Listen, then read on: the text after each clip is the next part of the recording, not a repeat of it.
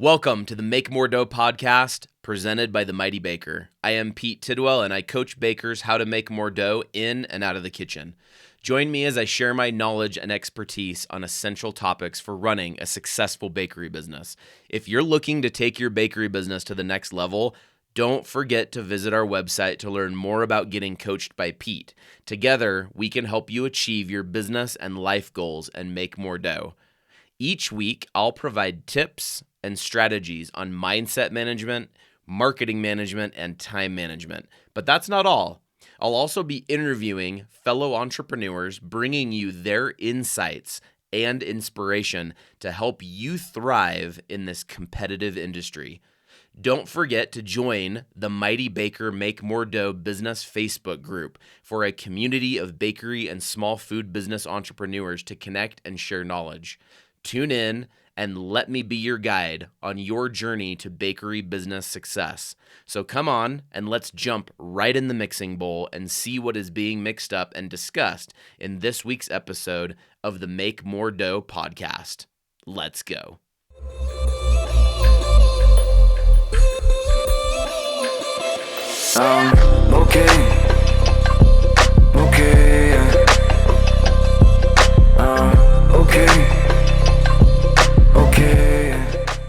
Welcome to the Make More Dough podcast, brought to you by the Mighty Baker, where we talk all things bakery and food business. Today, I have the incredible opportunity to interview Brandon and Blake Barkdull, and I'm so excited about this, you guys. So Blake and Brandon Barkdull started Penguin Brothers when they were at college at BYU, Brigham Young University here in Provo, Utah, and they love creating, and they found that business was a great opportunity for them to learn and grow together. So we have brothers on the podcast today, which is a really special, fun opportunity.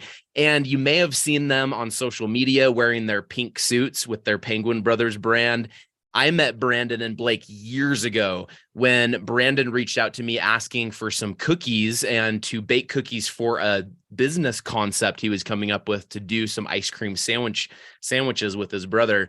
And back then, I had them work out of my kitchen for a little while and just stayed in touch with them for years. And I've been keeping my eye on them, seeing what they've been up to. And I'm so excited to have them on my podcast to really kind of hear about some of their journey and some of their learnings along the way. So welcome, Brandon, and welcome, Blake. Thank you. The Mighty Baker was an integral part of our growth right in the beginning. So we're happy to be here. Hey, awesome. I am excited to jump into this. So that'll segue right into my next question is like, I want to hear a little bit about your background, right? Like before we met, right? I would love to hear like a little bit of background, like where you guys grew up, what brought you to Utah. And then from there, like, how did you go into business together? And then kind of like, let's just go in that journey and we'll kind of see where that brings us. Yeah. So we're both from the Bay Area, Northern California. It's a town called Pleasanton. And at the time, kind of around the inception of the business, Brandon was going to BYU. I think he was studying for advertising at that time at BYU. And I was working from home, trying to figure out life. I had graduated high school, wasn't quite sure if BYU was for me or what was the next part of my plan. And Brandon had called me up and said that he came across a food truck for sale. And he sent me a picture of this food truck, this pink food truck. And I was like, hey man, like that sounds like fun, but like, I'm not really that interested. I'm kind of comfortable here, not paying bills, but working, making some money. And he kind of came up with a little bit of a business plan and kind of gave me creative control over what we'd serve. And there was a place called Cream in the Bay Area, which was an ice cream sandwich shop. And it was just killing it in that area. And it was one of my favorite dessert concepts, cookies and ice cream. And so I was like, there's nothing out there in Utah like it. And so, Brandon, I'll let you take the next portion of the story. Yeah. So I was obviously broke at the time because I was going to school. And so, I was like, Blake, please, without you, I can't do this. And he rejected me a few times, but I finally convinced him to just fly out and take it for a spin and see what he thought. And so that's kind of how it started, was just and to answer your question, our background is not in food. We never intended to do a food business. But we did grow up with like a strong entrepreneurial influence from both of our parents, especially our mom. She loves, like back in middle school, she would, open up a catalog just full of wholesale products and say, hey, what should we sell this month to your peers at school or at these fairs and conventions and things. And we'd, pick a product. Like I remember I chose shock pens one year. And so I had a backpack full of shock pens and I would sell them for $3 and we'd buy them for $1. Right. And so we grew up with that background. And so we knew like we wanted to do something. And the food truck just kind of seemed like a fun next step, a new adventure for us to go down and see where we could take it. So did you buy that truck here in Utah, or was that down in California? That was here in Utah, yes? Yeah, that was in Utah. Okay. So then from when you decided that direction, when like you're obviously like trying to like figure out like what are next steps for you, what did that look like? What did that process look for you guys? Yeah, I mean, so because we have no background in food, like I would even go as far as to say like even home kitchen stuff, like, C- at best for both of us. So we definitely knew right out of the gate, like we want to do this concept, the custom ice cream sandwiches, but we don't have the time nor the ability to, develop those recipes. So that's when we started to look around, right? And so at first we started with, US Foods, just a local food supplier. They sent us cookie dough. We baked it in Blake's apartment in a regular oven, right? I'm sure if the health department's listening, that's not legal, but you had to do your testing somehow. Yeah, exactly, right. So and it just took so long. Oh my gosh, like to bake in a normal home oven for an event that required 600 cookies forever, right? So it's like 4 hours of prep, 3 hours at the event, and 2 hours of cleanup, right? And it's a full day, and often very disappointing sales. So that's when we started to reach out. We reached out to you. I think we just found you online, right? We said, hey, Pete, would you be willing to bake our cookies for us, right? And I think I met you over at your mom's house, I think, with them. Yeah, that's right. That's awesome. Yep. And That sounds I think about right. that for us, so and I'm not just saying this because we're on your podcast, but like how kind you were and how willing you were to help what was going to be a competitor, like not a direct competitor, right? Like we weren't going after the same market, but like we're entering the food space. We're both doing desserts, right? But the fact that you were just like so willing to say like, yeah, use our kitchen. Like I remember asking you like, hey, like, how much, the health department needs us to have a commissary, and like, how much would you charge us a month to just use your kitchen, to kind of check the box there? And you're like, oh, don't worry about it, man. Like, just use the space. I just want to help. And we were just like so shocked that like, and it wasn't just you. Like, there were lots of other people in the food space that were like totally willing to share advice, to give free use of facilities and things. And it was awesome. Like that was pivotal in our start. That's amazing, because that's something I try to drive home too on my podcast and with clients and people that I work with, is oftentimes when you're entering into a space, you feel like there's like so much stiff competition, and like it's almost like you feel like you can't talk to the competitors. And right. I've never liked that before. And so like getting into the industry, I'm like, I like really like somebody did that for me early on in my business and really helped me in that way. And I'm like, I gotta give this back, because like that was so pivotal for me that right. Like that was just something like I gotta do that. And it's become something that I've adopted in my life, where I'm like, just give value where you can, because like there's so many circumstances that are involved with starting a business, and like we don't need to just have one other thing going against us, right? Oh, totally as we're talking about it, like I'm remembering all these times. Like I remember one time we were like using your stove to make a gigantic thing of hot chocolate for the Provo Christmas market. And like we ended up spilling it all over the floor. And I was just like, we're the worst. He's not even charging us anything. And we're just destroying all the stuff.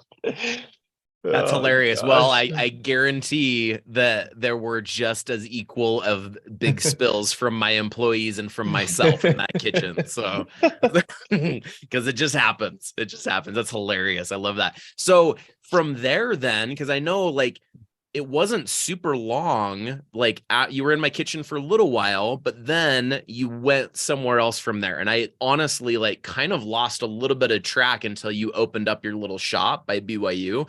And so Yeah. maybe try to help kind of fill in those gaps. I'd really love to kind of hear kind of what that next little part of your journey looked like. Yeah.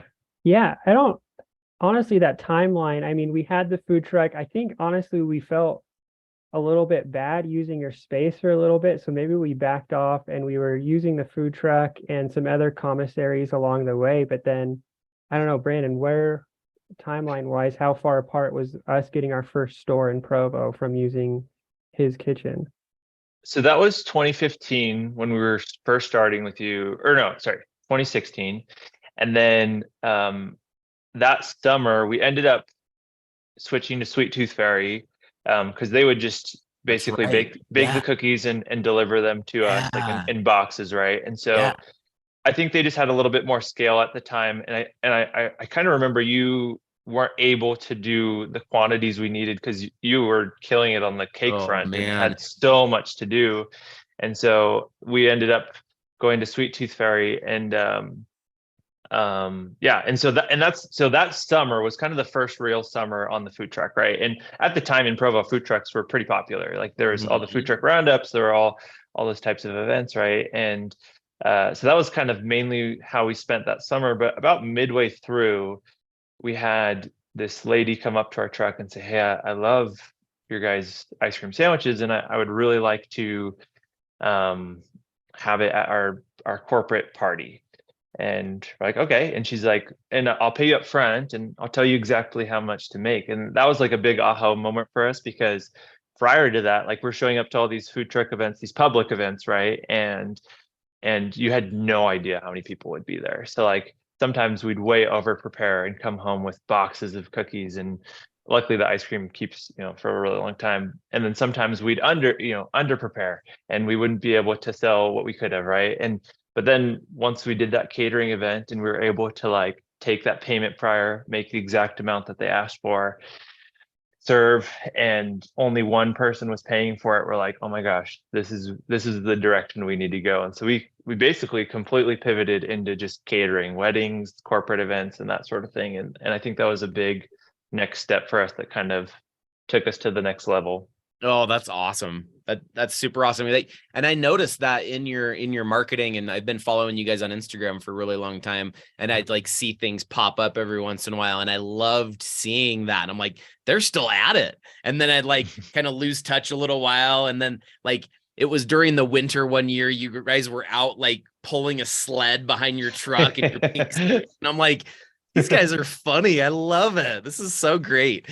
And I've loved all your content over the years. That's super, super fun. So like during that time, before we go, I guess the next piece is like during the time when you had your business, like you got into that catering and got into like doing weddings, like did the storefront, did that little store that you opened up, when was that? When did that happen in that, like after you did kind of weddings for a few summers, or?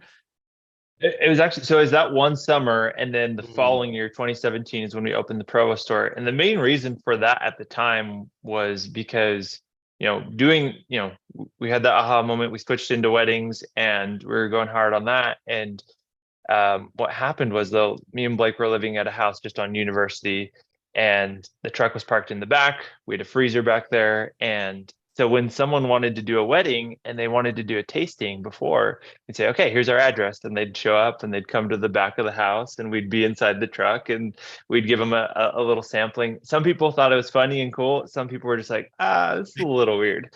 And so that's why we're like, okay, we got to have a storefront where we can like kind of have that outward appearance of like we're more legit than we Yeah. are Yeah. currently, and it really helped. Like that was huge. So Oh, that's awesome. Yeah, because I'm just trying to remember back years, because like 2016, 2017 were like my insane years at my bakery. It was just right, insanity. Like doing wedding cakes. I was on Food Network in 2016 and then again in 2017. right, yeah. It was just insane.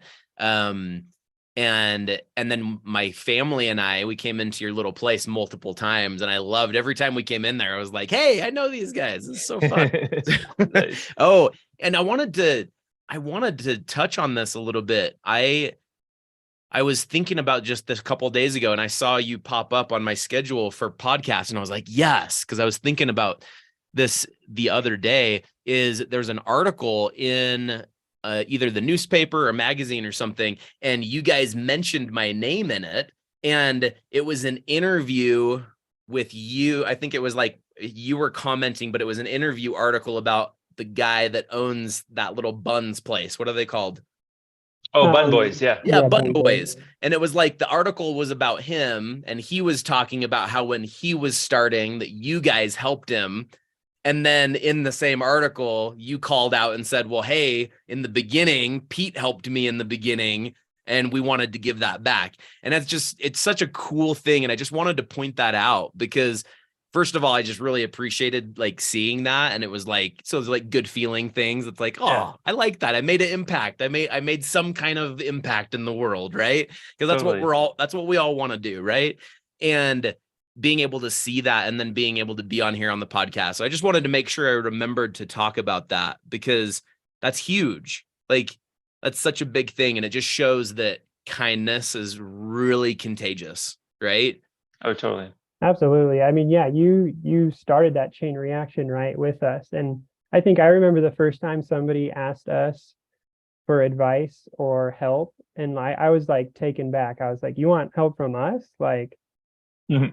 like we must be doing something right, I guess. This whole time we've been grinding on this food truck trying to figure it out every day. It feels like, and then somebody comes and asks us for some advice. And so, it definitely was the chain reaction starting with you of like, yeah, we are more than happy to help you out because we've had people like the Mighty Baker help us and so many other, Brandon mentioned a few others, that for the most part in our experience, everyone has been super open-minded and helpful in our entrepreneurial journey. It's so good. Well, everybody listening, remember that. Be kind and be helpful to others. It really does help. So I want to go into like when you guys got into running your business. When you're running a business, you've got multiple different aspects to deal with, right? You've got the creative aspect, you've got the branding, you've got the social media, you've got the business finance side. How did you guys go about? I mean, it's nice that you have two of you, right? Like I went at it alone, but like with the two of you, how did you guys balance the creative strategy side with all of the like just raw business stuff? Yeah, I think early on, because we didn't have that background in food, we really, really embraced the creative aspect of it. And that like was shining through in like our social media and our marketing, right? So like we really went full-fledged. That's why I'm wearing this pink turtleneck. It's part of our old original brand, with the blue suits and our pink truck and whatnot. And so we both really enjoyed that aspect of it in the early days and really were able to put a lot of time and energy into it. But it is like once the business starts to grow, you have to put on every hat, right? There's the accounting aspect, there's the product aspect. And so, it certainly helped. And Brandon and I think, failed many times trying to divvy out the responsibilities, but we also figured out, a way for us to coexist and kind of try to balance. When people talk about balance, I don't really believe that it's a real thing, but we tried our best to balance it and work through, balancing the creative and the product, etc. But I'd love to hear what Brandon has to say too. Yeah, a funny story comes to mind when you asked that question. The So yeah, like to answer it, at first we tried to do everything and we failed. So that's when we decided, okay, like what are the areas that like we're not good at, and let's outsource those. So, the number one to go was like the actual creation of the product. And the second one was accounting, like Blake mentioned, because neither of us are accountants, neither of us are super organized. And I remember like when we hired our first employee for the store, we're like, oh shoot, we need to do payroll and we need to, set up all that side of the business, right? We hadn't worried about it up to that point. And so I look online and download QuickBooks, and I'm like, okay, this is easy enough, right? QuickBooks has payroll, it's got the bookkeeping. Okay, I can do this. I took accounting 200 or 100 or whatever. I got this. And so we run payroll on QuickBooks, and I'm like, okay, it's $70 a month, not bad. And it was pretty smooth, right? And if for those of you who've run payroll before, like it'll show you at the end, like here's the employer portion of the taxes, and here's the portion that's withheld from your employee's paycheck. And I was like, great, okay. And I was like, I didn't realize that it was telling me that I then needed to go and like submit that to the IRS, and I needed to file that. So like, I think it was like 6 months later, I get this notice from the IRS that we owe them, $2,500 or something, which was a huge deal at the time. I was like, $2,500 for what? I was like, we bought QuickBooks and it was doing all the payroll taxes. What is this for? Yeah, we made a username. We bought it. Yeah, I was like, it was so just earth shattering at the time. And so I went and found like an accounting firm, and I was like, hey, like, I don't get it. Like it always tells me at the end that it's doing the taxes, and they're like, no, QuickBooks doesn't do it for you. Like, you have to do it, right? And I was just like, oh my gosh, so we actually have to pay this. So we lost $2,500, or and from that day on, we hired an accounting firm, and we're like, okay, we're not going to do accounting anymore. That's one of the things we're going to outsource. That's a huge thing, is like finding out like what, like you need to understand how things work, but you don't have to do everything, right? And I think outsourcing stuff, that's one thing that I am the most stubborn and have been the most stubborn, is like, I just am so passionate and like, I guess, want things to be exactly right, that I don't like trust other people to do things. But it's so important to find people. So that there's a question too, like from the beginning, I think, since that you came at it from a different background and not necessarily from the baking, you didn't have the problem that most bakers have, to be stuck in the kitchen, right? Or did you guys ever get stuck in the kitchen sometimes in the beginning, or? No, I mean, we were fortunate enough to land on like really, really good partners. Like we ended up, making the partnership with Rockwell and the partnership with Sweet Tooth Fairy, and we just kind of closed the door on product. No, I shouldn't say that. Like Blake more than me was like really good at, he'd go over to Rockwell and they'd experiment and they'd make new flavors, but that was it, right? Like he wouldn't be responsible for the actual production. Like he would go over there, consult, they'd make specific flavors for our store, or he'd see something online and say, hey, let's try this, and then they just ship it to us. Like they drop it off at the store, right? And I think that's what it just freed up so much of our time to focus on what we are good at, which is the marketing and the strategy and the customer facing side of things. Yeah. Oh yeah. Any other comments on that, Blake? Yeah, I mean, I think naturally, because of what our business is, like I and both of us, and like Brand said, more me, it kind of really got into our product. It was something that I was passionate about to begin with, which is why we wanted to do cookies and ice cream sandwiches. And to me, I knew what the perfect ice cream sandwich was, right? It's not a cookie that's too big, too small. A cookie that's too hard makes a horrible ice cream sandwich, and too soft, it's just kind of going to mold around the ice cream, right? And then the ice cream also has to be a good consistency.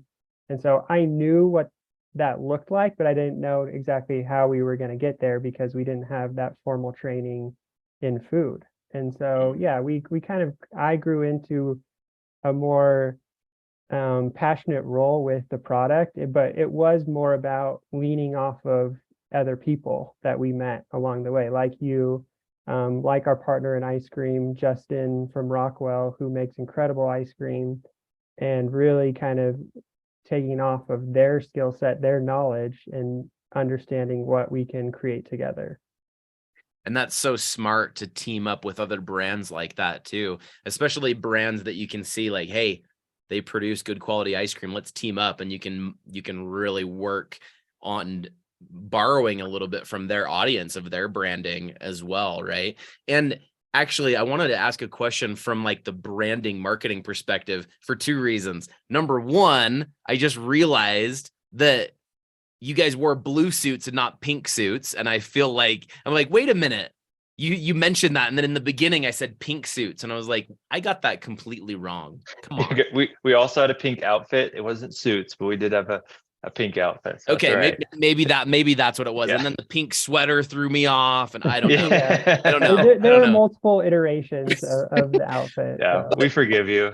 But my question is like, when it comes to marketing, how I want to kind of go back to like when you created your brand, because the one thing that really makes a difference for companies is when they pick a brand and they stick with it and stay consistent and have like the messaging behind it or whatever that may be. Everybody has their different process, but what did that process look for you guys? Like, is there a story behind that? Or is that like, I'm curious about that branding story. Cause I think that's an area that a lot of people kind of struggle in, is like finding their brand and finding their voice. I'd love you guys to speak to that a little bit.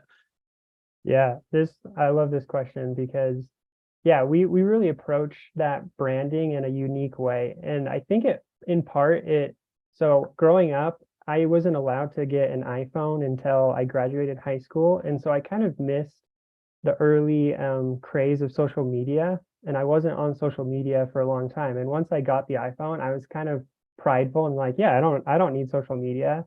And then the time that I needed it was when we started Penguin Brothers. I was like, I need to be involved with the social media because that's a huge part of our branding, our advertising. And I think it gave me a unique perspective of Brandon knew what business accounts did on their social media. And what we saw was boring, traditional, nothing exciting, nobody really taking risks. And today, I think that's what we see brands really excelling is like, I don't know if you've seen like the Duolingo stuff or Wendy's Twitter account. Yeah. They do weird stuff. They respond in just completely weird ways that like have no relevance to their product sometimes. And I think that's kind of where we started in a similar fashion too, was like we wanted to be different. We saw these business accounts and I didn't have that expertise of what traditional business accounts looked like. And so we approached it in our own way where we're like, this is what we want it to look like. And that's when we introduced these kind of funny dancing videos in our blue suits, in the pink food truck. And the pink food truck was also just an accident. We had full plans to do a full wrap with blue and orange being our brand colors. And at the time we had no money. And we found out this wrap was going to cost us like $3,000 to wrap our food truck. And we're like, well, we don't have that money. So the food truck was already pink. And so we kind of settled on pink and it was received so well by the public. We're like, let's keep rolling with it. So yeah, I don't know, Brandon, what else do you have to add?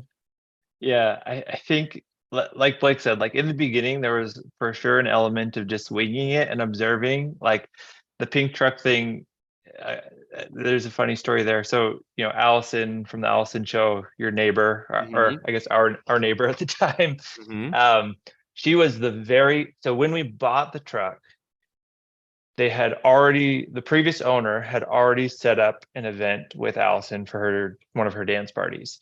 And so he said, hey, by the way, like, I'm selling you this truck. And if you want, here's the contact info for Allison. She's expecting me to be there, but I'm sure she won't care even if you do a different product. Right. So, because he was doing a different product. And so we reached out to her and she's like, yeah, I don't care what you sell. I just want the pink truck. And we're like, okay, sounds good. And so, we head out to her event and it was the very first one we ever did. And it's in Salt Lake. And this is a very old truck, like a 1978, which we had, again, we were not car people either. So we didn't realize how much of a struggle that length, that distance would be for this truck. So anyways, we get going, on the freeway. We make it to about 5 minutes away, and it just completely blows up. Oil is just pouring down the freeway.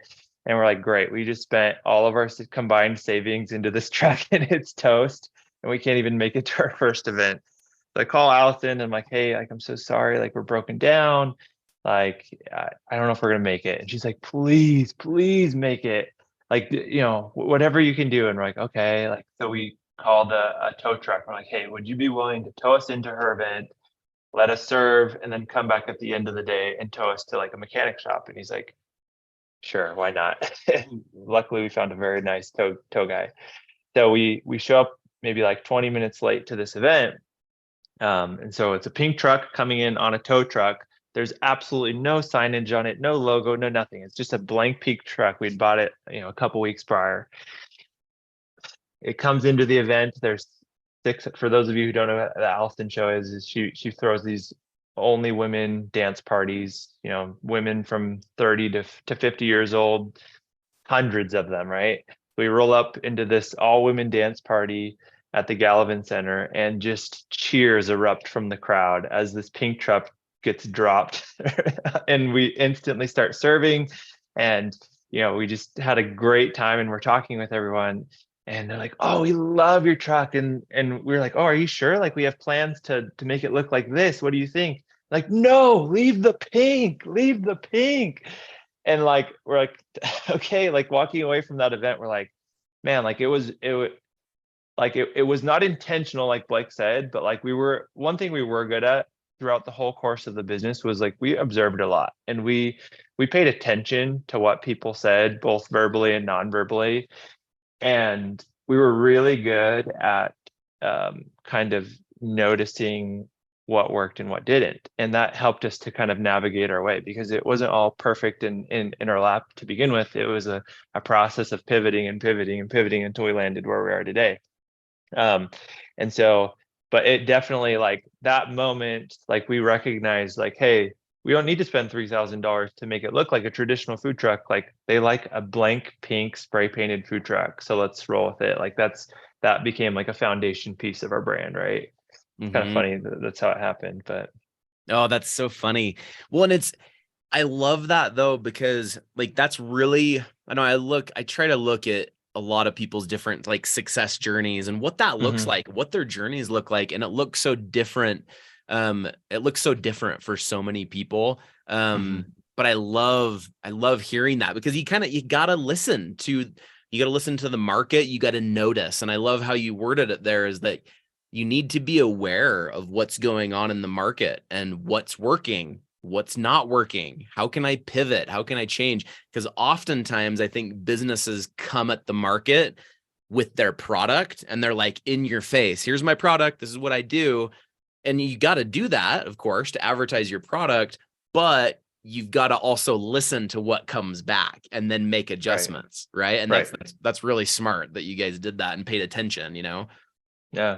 And I mean, that's how we ended up pivoting into weddings too, because we recognized that, like, the weddings we were getting booked, like, loved us, and it became the talk of the wedding. And me and Blake would get out on top of the truck and we'd dance on top in our suits, like, and I think traditional caterers would have frowned upon that behavior and thought, like, you can't do that, like, the client will hate us for it, right? But Blake and I didn't have that background and hadn't noticed that. And so, like, we were a little bit wild in the beginning, and people just really gravitated towards that. We realized that, like, the catering market in particular was 10 years behind, right? All their websites were outdated. You had to call to get pricing.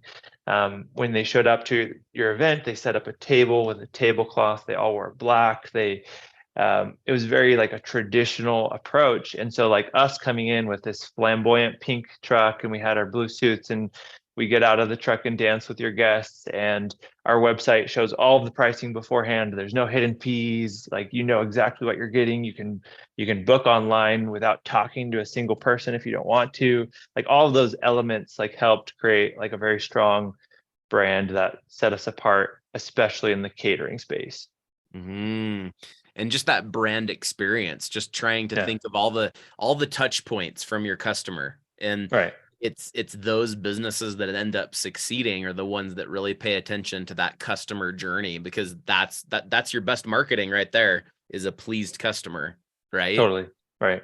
Yeah, and I think that's what we've been most proud about and excelled in, is that customer experience, that we're able to constantly innovate throughout our journey. And I think we heard from another podcast, I think the JetBlue founder, saying that they're a customer experience company that happens to fly planes or something like that, the quote goes. And so I heard that and I told Brandon that, and I was like, I really want to adopt this quote. Like, we want to give them the best possible customer experience. And I think just through the years, we've innovated what that looks like. Yeah. And that's what sets you apart. That's what sets businesses apart from others, right? There could be like 5 ice cream sandwich companies, but the thing that's going to set people apart it's the branding, it's the personality behind it. It's what the brand stands for. And people really appreciate that. Like, they appreciate seeing people showing up and doing what they want to do and providing a service for people, whatever that looks like, right? Totally. Yeah. Man. Okay. So I'm going to go past a couple of my questions, because I think we actually like touched on a lot of them as we were going to go. So as we go, the next one I'm going to ask is, you guys decided to go into business together. Okay. So this is like, I worked for my brother for 15 years. I've had friends of mine that have worked with family and those kind of things. Sometimes like working with family creates challenges. Sometimes it doesn't. So I just want to ask, like, as you've been working on a business together, and not even just as brothers, but just as like business partners, right? Because I'm trying to maybe give a little bit of insight. Like, if you do have somebody you're working with, how do you balance both of your desires for a business when you both probably have maybe a little bit of a different outlook of what that looks like, right? You go, Who's going to Bailey. answer first? One of the things that's very helpful, and I think this applies to family and non-family businesses, is to make sure that there's clear and defined roles and that you stay in those lanes. And that was some advice that was given to us. And what really helped in our case is that we're pretty different in like our skill sets. There's definitely overlap. We both definitely overlap in the branding and the marketing. But outside of that, like, we have very complementary skill sets. And so that was huge, because, Blake did things really well that I did not. And so I deferred to him on those things and vice versa, right? And then of course, when you come to collaborate on those shared interests and shared skills, it just comes down to, like, at the end of the day, like, we have a unified goal. We want to, succeed, and we want to grow, and we want to stand out. Yeah, like, in family, I think the difference is, like, you can't just walk away at the end of the day. Like, with a non-familial business partner, like, if things go south, you just walk away, wash your hands, and you're done, right? And in this case, you're stuck, right? There's no just walk away option. And so I think that's why you hear a lot of kind of bad stories of relationships that go sour. But yeah, I think our personalities just complement each other well. Our skill sets complement each other well. And then when we got that advice of, like, hey, like, define those lanes and stay in your lane, you're allowed to collaborate, but, like, one person has the final say in kind of each aspect of the business, and respect those boundaries. And I think that was a good recipe that helped us. Oh, I like that. What do you think, Blake? Yeah, I mean, it's so funny because this is like the most common question we get with us being always. brothers. I'm sure. I kind of figured it was, but No, yeah, but I think almost in a way, this question consistently being asked to us made us constantly think about like, are we doing okay together?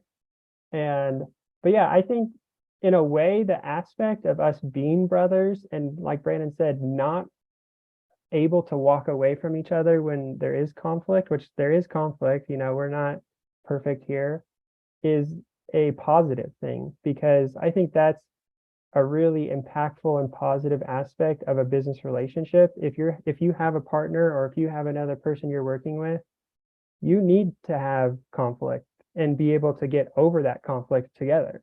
And so I think that was like super important for us to understand early on, where it's like, we are brothers, we are business partners, and we can get through conflicts. We disagree on the direction sometimes and certain decisions, but like we were always able to be okay with the decision at the end of the day, Yeah. whatever it was, whether I agreed with it or Brandon disagreed with it.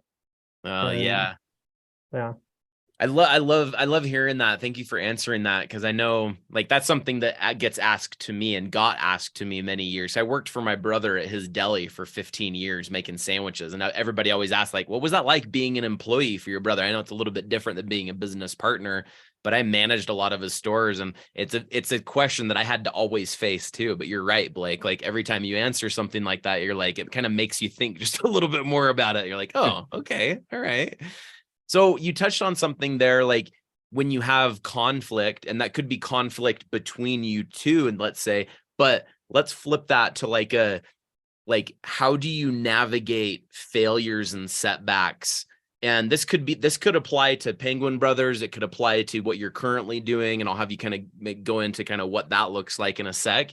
But how do you navigate when you hit something, you're trying something in your business and it completely fails, or you have a setback or an emergency? What are things that have helped you in those moments? And maybe you have an example or a story, or maybe it's just something that you do in those moments to help get you back in the game and moving forward, right?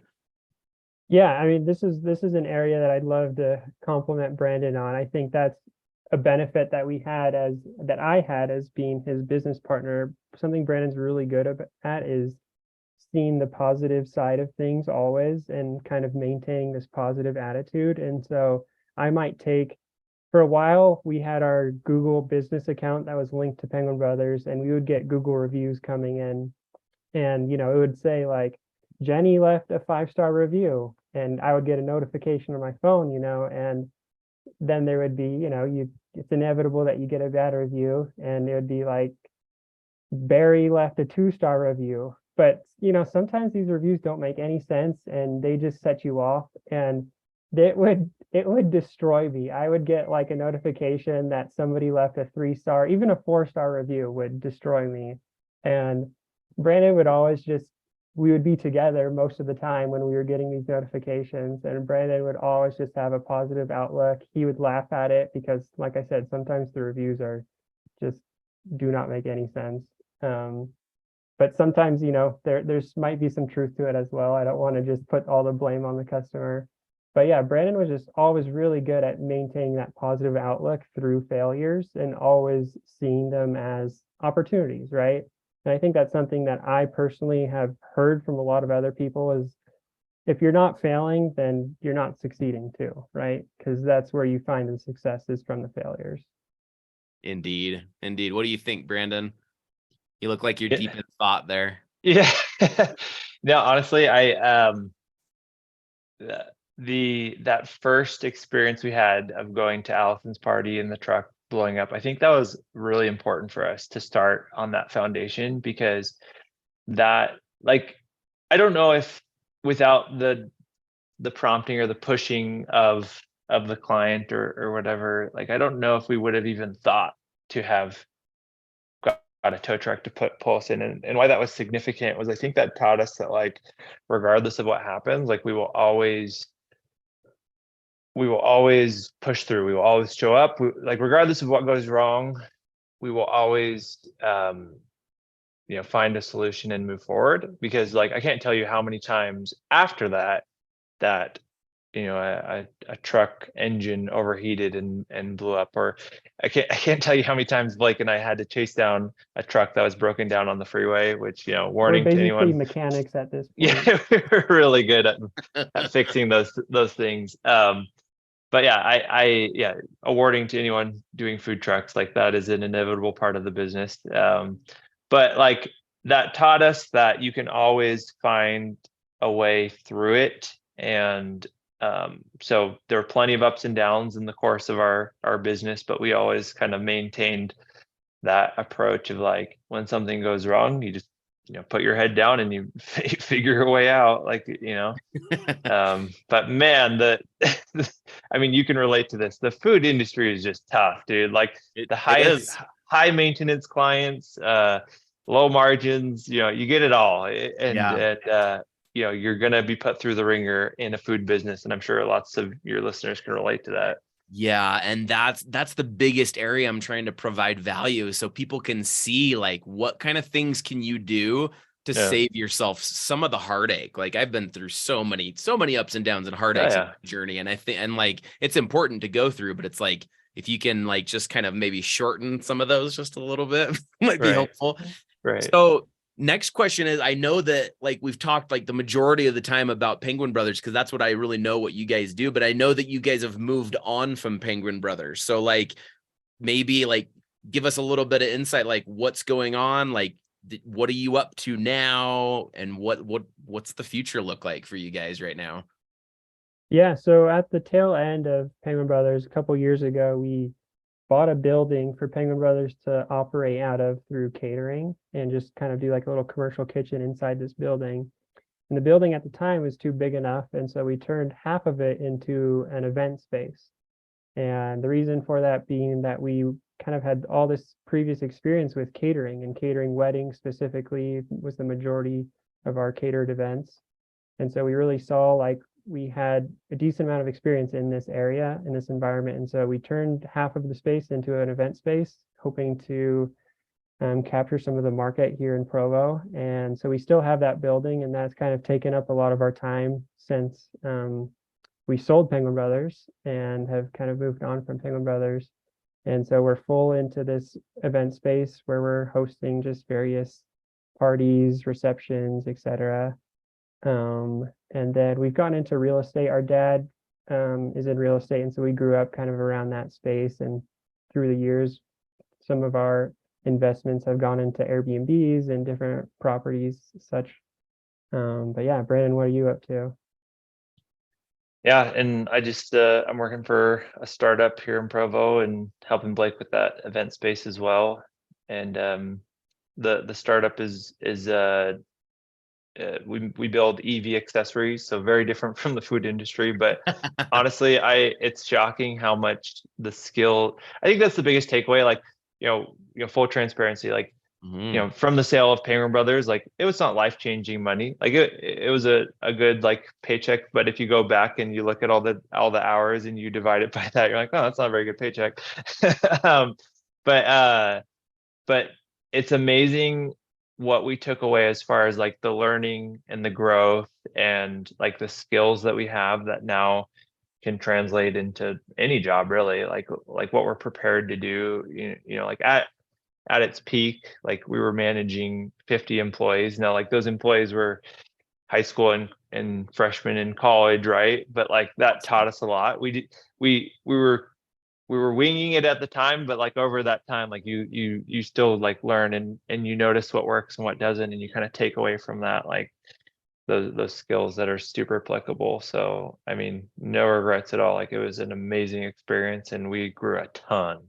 Well, and essentially the way I look at my experience is it set me up for what I'm doing, but I also look at it from the perspective of like, I guess I just paid for my own MBA, I guess. Yes. Oh, totally. Exactly. That's a great way to look at it. That is a very Like, good way. I just decided to do it differently. That's all. Oh yeah. Yeah, a real life MBA. That's true. Exactly. With real risks for sure. That's for Yeah. sure. Man. Okay. So let's see. We got about probably 5 or 10 minutes left, so we can wrap this up. Okay. So 2 questions for you, and actually 1 question, and then I just have like a lightning round of questions I like to go through really quick that are just kind of fun, get to know you guys a little bit. But the question before that is how, like right now, like with your event space or anything you have going on, is there like an Instagram account for the event space? Is there like, what's the best place to, like, if people that are listening want to stay up to date with what you guys are doing, where can they find you guys? Yeah, so the event space is called The Blake. It was not my idea to name it that. Can you believe he did that, Pete? I know, honestly. I know. Be so much more successful if it was the Brandon. But yeah, it's the Instagram is The Blake. So yeah, follow us there. We're gonna throw a few we just did a farmers market that I think is gonna be monthly. So yeah, follow us there. It's at the Blake venue. And okay, so I gotta ask. So since it's not named after you, Like what's the story there? Like So the story is we hired a designer for the venue, and she part of her job was to find a name for us. And so she had come up with this list of names, and it was just random names. And one of them on her list was the Blake. She's like, I think it has like a real nice ring to it. It's kind of straightforward, simple. And I was like, no, like I can't do that. Like I was very opposed to it in the beginning. And we ran it through a few focus groups. And by focus groups, I meant like friends and family. And everyone just loved the Blake. They were very on board with it. And as opposed to all the other names suggested. And so we just ran with it. Ultimately, we were like, the name of an event space isn't making or breaking it. So we didn't want to spend too much time on the name aspect. And so we just went with it. Oh, I love it. Well, I like the name too. I drove by it the other day. I didn't want to come check it out one of these days. I was there dropping off my daughters at the Covey Center there just the other night. So Great. I parked like right in front of your place and I was like, oh, there it is. Yeah. Okay, awesome. Okay, so just a quick round of questions and you can just kind of go each one. What is the best concert that you have attended? The only concert I've ever been to was a music festival where the Killers were the headliner, and I also saw Imagine Dragons at the time, and Oh, it was nice. great. It was awesome. So we need to get you to more concerts. I know. Okay, go Brandon. I'm not much better. The only two I've ever been to is Mumford & Sons and Coldplay, but they were both fantastic, and those are my favorite bands. So I love it. I love it. The reason I ask that is I'm a huge concert goer. Like nice. I think I went to like probably 6 or 7 concerts last year, and I've got a bunch on the docket this year. Like I just love music so much, so I always have to ask that. Awesome. What is the most memorable dessert that you've ever had? Oh, I think most memorable dessert. My wife will make fun of me for this because she's actually a very good baker and is very passionate about baking, which is funny. But any molten lava cake that I get at a dessert place with a side of vanilla ice cream will just be very memorable for me. It's something, and which is the inspiration, something about the hot pastry, cookie, cake, whatever it is with cold ice cream is just incredible for me. Honestly, I think the one that impacted me the most was the Pizookie at the chocolate, and that was before we opened up Penguin Brothers, and that again, like the textures, and I think that's what makes our ice cream sandwich so great is like you have those competing textures that like contrast each other so well, and something about a warm cookie with ice cream on top, that is just my absolute favorite thing. So good. Also, I'll have to get another shout out. I was fortunate enough to get a butter cake at Mastro's Steakhouse, which is absolutely incredible. That sounds amazing. I don't think I have had that. Okay, so next one. Most memorable cake or dessert that, or maybe could be food that you have made, like personally, like at home, like whether it's a dessert or a favorite dish, like what's something favorite that you've prepared? Mm-hmm. Could be anything, whether you're a cook or a baker or not, right? It's like it could be like epic bowl of ramen noodles or something. I don't know. I would have to say when like I said, my wife's a pretty awesome baker and she makes these brown butter cookies. And I'm also a sucker for rainbow sprinkles. So good. And when rainbow sprinkles are just put on anything, I think it makes it 100 times tastier. And so she does brown butter cookies with rainbow sprinkles, and I'm her sous chef, and so I can consider that my item as well. I like that. Okay.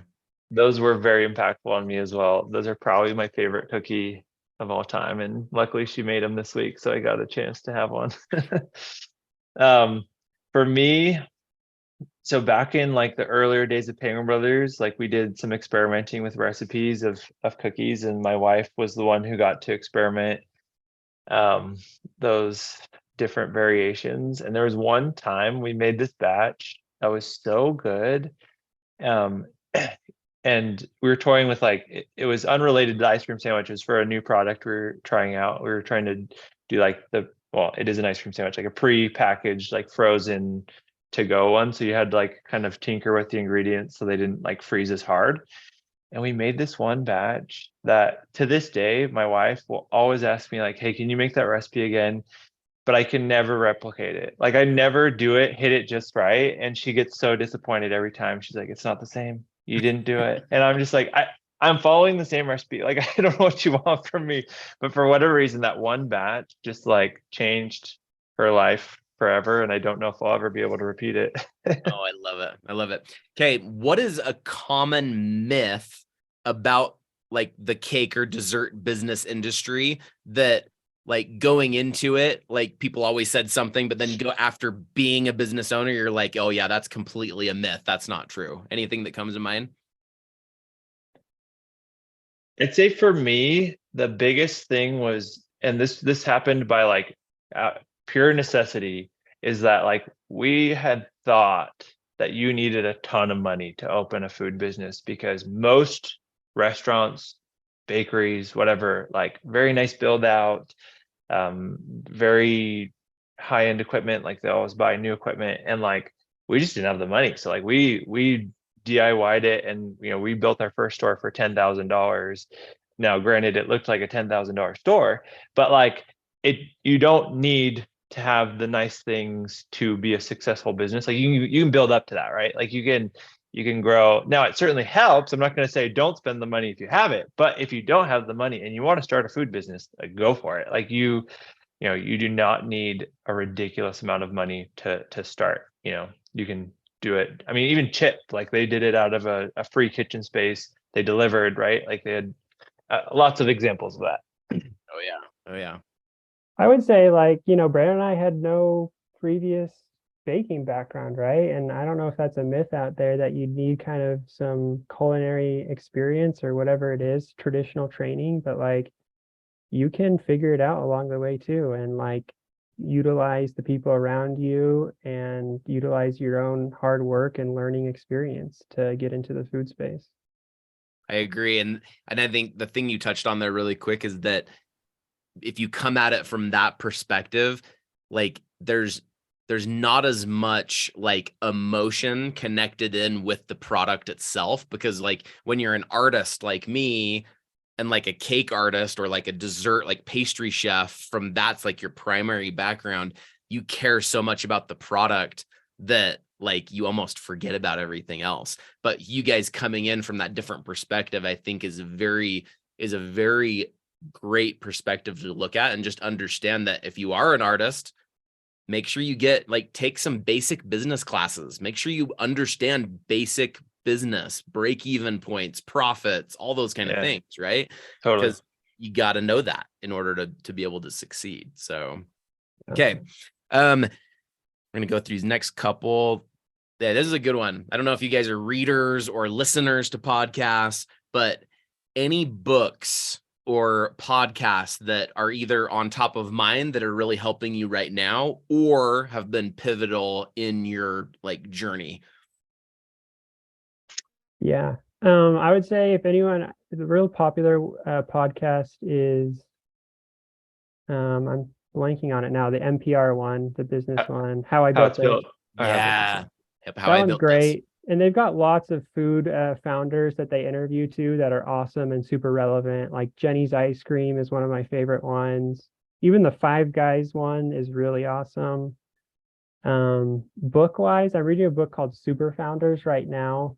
And it's great read, basically summarizing that like there's no one right way to start a business and be successful. There's so many different ways that people have done it, and you have to figure out what's best for you, right?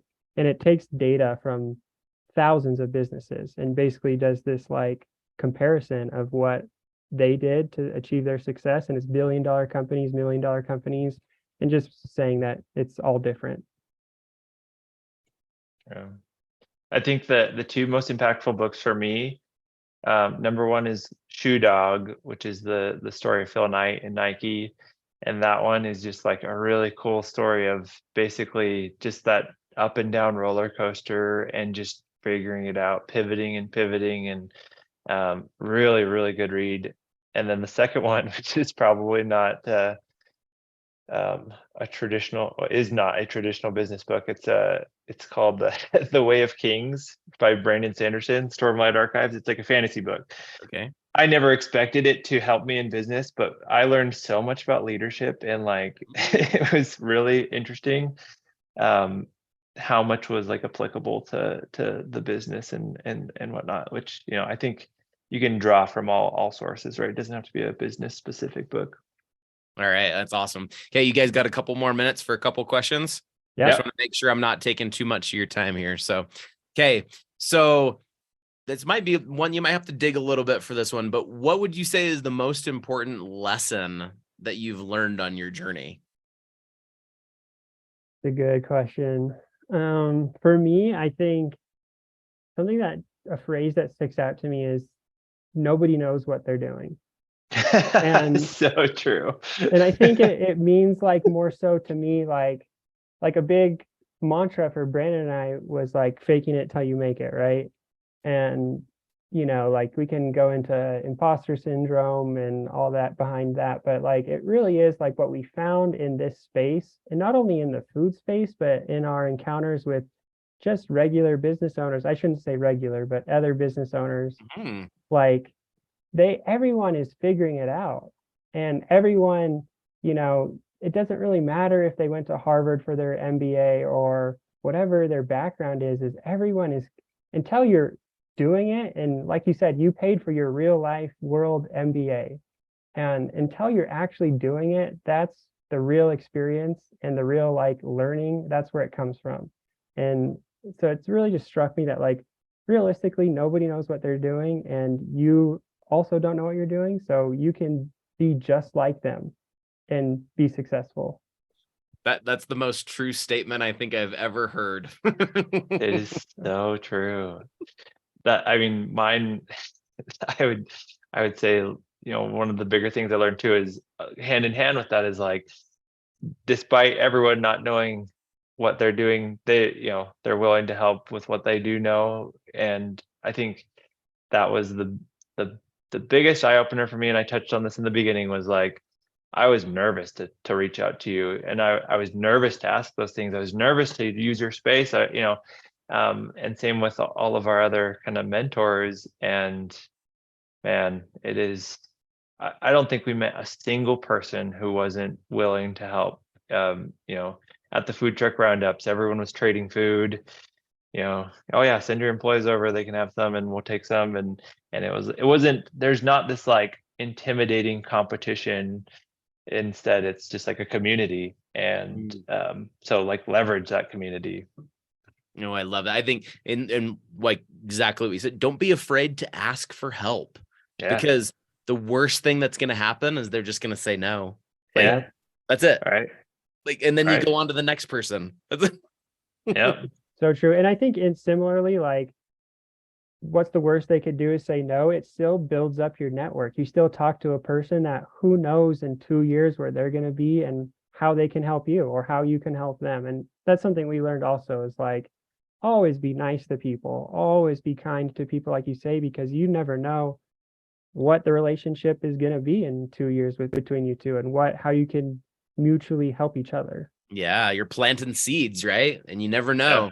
Sometimes some plants take longer to grow. So, okay, I know you guys have done a lot of different jobs and different things, and different things in school and those kind of things. But out of all your experience, is there an occupation that you've never tried before that sometimes you think like, oh, I'd like to try that someday? Could be a hobby too, if you can't think of an occupation. Well, when you said that you worked at your brother's deli, people have asked me if I would ever go back into the food space. And I say if I did, I would want to do a sandwich shop. Yeah. I just love a good sandwich, and making a good sandwich, just something about like the right bread, the right deli meat, and whatever, condiments. So maybe a deli owner or sandwich shop, something like that. That's awesome. What about you, Brandon? I kind of wish if I could go back to school, I would be an engineer, because in the new project I'm working on, it's 80% engineers, and then me and one other guy on the business side of things. And I'm just like, that is so cool. Like, that is so fun. Your job is to just create, like I think, like in the intro, like me and Blake are very passionate about creating, and that comes in many forms, right? But like that's always drawn me to it, is engineering. I don't know if you watch Mark Rober, like his Yeah. videos, I Yeah. love those. And so yeah, I'd be an engineer. Well, hey, you still got time, man. Yeah, yeah, for sure. Life's long. You could have a whole engineering career as well as like another one Yeah, too. totally. That's awesome. Okay, I think that comes to the end of my questions. My I guess follow up, end question before I follow up with a just closure is anything else that you want to share, anything that like just open, if there's anything else that you wanted to share that you think would be interesting advice or advice for maybe an aspiring baker or a person out there that's at home that's like, I'm interested in food. I'd like to open something. I'd like to do something and like is kind of curious. I don't know. Maybe you guys have like a word of advice of like how you would go with that. If you were to go back in time and when you had that idea, like what would you say to that person or what would you say to yourself sitting on the couch years ago before you guys started, you know? Hmm. I just heard a quote recently. I think it was from Richard Branson. And he said like business opportunities are like buses. They're always coming. There's always like more to come or something like that. I think just like keeping that in mind, and we've kind of touched upon this idea of like it's never too late to start and it's never too late to learn, right? And reinvent yourself, reinvent your product, whatever you're doing. And just like we talk to a lot of college kids being in Provo, this college town, and we tell them like you just got to go and start, try it, see what the 10,000 ways to fail are, and then you found the right way, right? And so I think that would just be my closing little statement right there. Awesome. Awesome. Thank you, Blake. How about you, Brandon? Yeah, Anything? I'd say to piggyback off that is, so when we bought the truck, that was kind of the moment where it went from talk to, okay, we're doing this. And I would just say like, and at the time we were assessing the risk, and really the only risk was just our time, right? Like the opportunity cost, what else could we be doing? Because at the end of the day, like if we opened up this food truck and it didn't go anywhere, we could always just turn around and sell that truck, right? And I think there's lots of ways to start that business that people are thinking of, the ideas that they have, without needing to take on major risk. And I would like, my advice would be just like go for it, like test it out in whatever capacity you can.